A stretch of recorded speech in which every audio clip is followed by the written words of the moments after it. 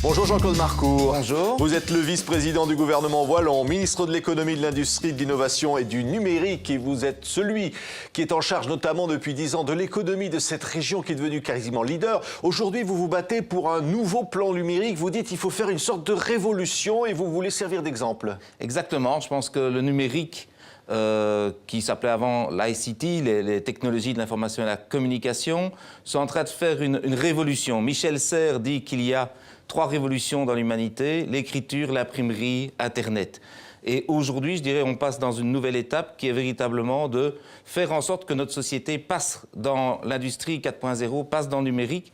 Et je veux que ma région, la Wallonie, soit un leader comme elle a été leader au 19e siècle de la révolution industrielle. Vous donnez 5 ans pour être leader. C'est un objectif très ambitieux. C'est un objectif ambitieux, mais je pense qu'il faut vraiment mobiliser nos citoyens, nos entreprises, nos universités, l'ensemble de la communauté humaine de notre région pour rattraper le retard par rapport notamment aux États-Unis, même si on a déjà fait beaucoup de choses, mais surtout pour anticiper cette révolution numérique qui va changer nos emplois et qui va changer nos comportements. Mais en quoi, M. Marcourt, aujourd'hui, ça va apporter de l'emploi dans une Europe en crise?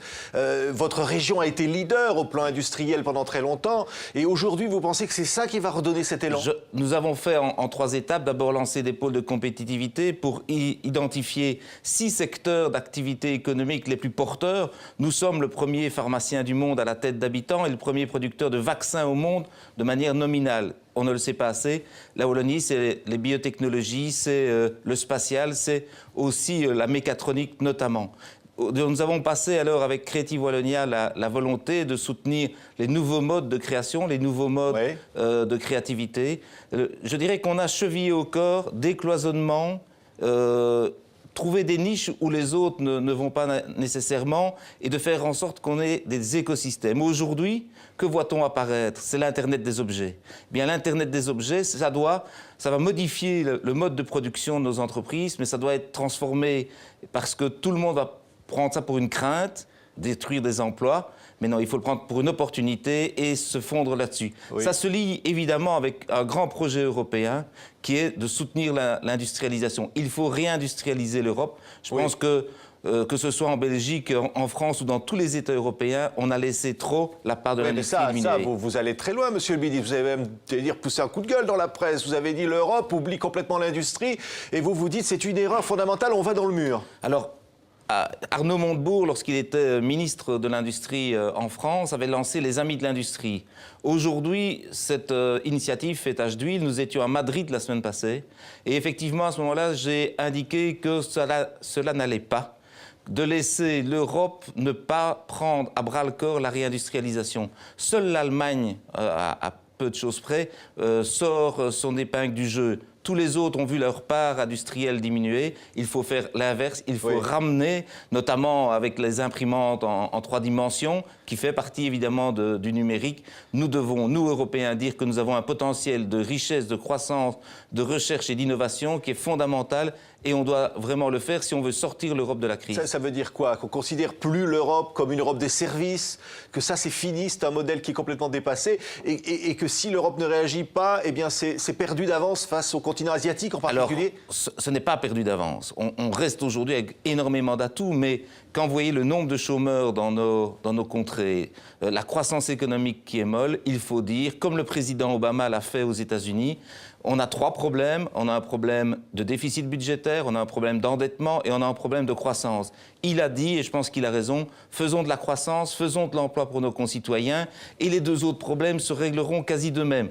Et on voit bien aux États-Unis aujourd'hui que c'est le bon chemin. La croissance aux États-Unis est là, le chômage est dans un de ses niveaux les plus bas et il commence à régler ses problèmes de déficit budgétaire et d'endettement. Eh bien, c'est le signal que l'Europe doit donner en s'inspirant des nouvelles technologies et en devenant leader mondial de cette nouvelle technologie. Alors, la Wallonie, vous avez une Silicon Valley, vous avez Google, vous avez Microsoft. Ça, vous êtes très fiers de ça, finalement. C'est ça l'avenir aussi, c'est d'attirer ces entreprises. Vous savez que lorsqu'on est dans une région qui a un vieux passé industriel, il faut se dire que si vous n'avez pas des symboles forts pour dire c'est ça l'avenir, notre population, elle attend de nous que nous disions voilà le chemin. C'est difficile aujourd'hui, mais voilà l'avenir et il y a un avenir prospère pour nos concitoyens, pour les sortir de la pauvreté, pour avoir plus de justice sociale. Eh bien, il y a des symboliques. Avoir Google, c'est évidemment un symbole fort, parce que lorsque une entreprise comme Google choisit une région comme la Wallonie pour venir s'installer, eh bien, je dirais que ça montre qu'on peut investir, qu'on peut créer de l'emploi dans une région même qui a des difficultés. Oui, alors vous avez eu le label de l'innovation, label européen, très couru.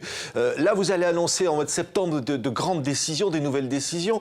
On passe d'un modèle à un autre, c'est-à-dire on dit le modèle précédent c'est fini, il faut en créer un nouveau. En tout cas, il faut le transformer. Si on veut continuer à assurer du développement économique et de l'emploi, il faut le transformer.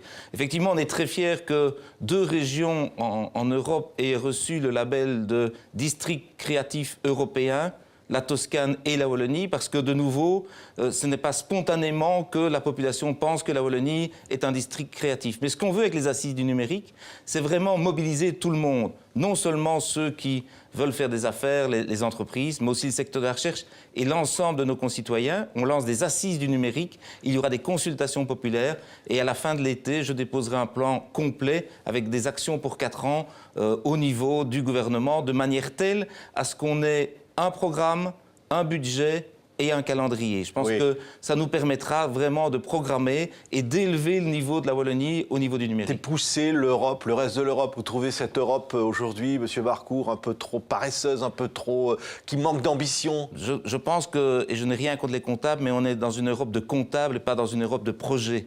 Or, la population a besoin de projets, elle a besoin de savoir où on veut l'amener et pas simplement comme seul objectif d'arriver à l'équilibre budgétaire. L'équilibre budgétaire, c'est quelque chose de nécessaire, mais ça ne suffit pas. Nous devons, nous, retrouver les projets comme François Mitterrand et Helmut Kohl, comme Jacques Delors, comme les pionniers de l'Europe l'avaient, c'est effectivement la paix, et on voit bien aujourd'hui que la paix est en danger dans plusieurs régions du monde, mais derrière ça, un vrai projet européen. Nous sommes européens, nous avons des valeurs à défendre.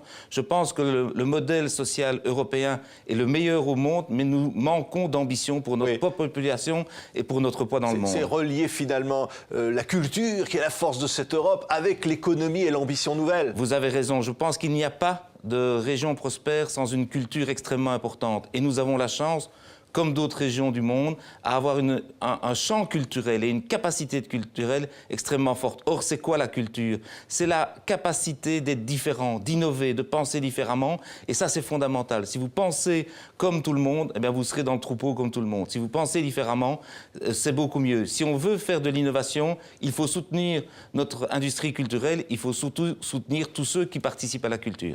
Merci beaucoup, Jean-Claude Marcourt. Merci à vous. Vous êtes le vice-président du gouvernement wallon et aussi ministre de l'économie, entre autres, et aussi du numérique. Merci d'avoir été notre invité sur TV5 Monde. Merci beaucoup et bonne journée.